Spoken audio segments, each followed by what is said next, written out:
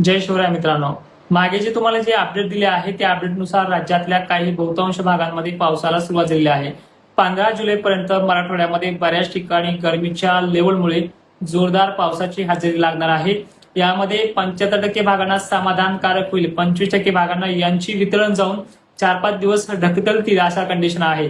पण वाऱ्याचा एक बदल असा जाणून येणार आहे की उत्तरेकडनं वारे दक्षिणेकडे मराठवाड्यामध्ये आणि विदर्भात वाहू लागतील.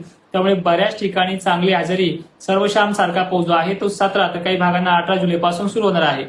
यात 14-15ला जो काही पाऊस पडणार आहे जुलै दरम्यान, तर ह्या कालखंडामध्ये भाग बदलची जरी कंडिशन असली पण गरमीच्या लेवलमुळे हा पाऊस जोरदार आहे. एकंदरीत ही कंडिशन दक्षिण महाराष्ट्राला 13 आणि 14 जुलैलाच कव्हर करणार आहे. म्हणजे सांगली, सोलापूर वगैरे भाग, त्यामध्ये अहिल्यादेवीनगर परिसराचाही थोडाफार समावेश आहे. कन्नड, सिल्लोड, भोकरदन ह्या विदर्भातल्या काही भागांमध्ये किंवा मराठवाड्यातल्या ह्या 2-3 भागांमध्ये सुद्धा पावसाची हजेरी मेघगर्जनेसह असेल. त्यामुळे मराठवाडा, दक्षिण महाराष्ट्र आणि पश्चिम महाराष्ट्राची जी काही वेटिंग होती त्या 3-4 दिवसांमध्ये ती संपणार आहे. आणि 17-18 पासून तर सर्वशाम पावसाची नोंद सुद्धा व्हायला सुरुवात होईल. त्यामुळे 15 तारखेच्या अगोदर बऱ्याचशा भागांना गुड न्यूज राहणार आहे.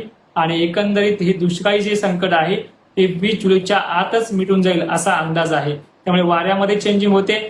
पुढील काळातही सगळ्या गोष्टी पार पडतील. त्यामुळे खचले जाऊ नका, धीर धरा. अवघ्या 2-4 दिवसाचा आता प्रश्न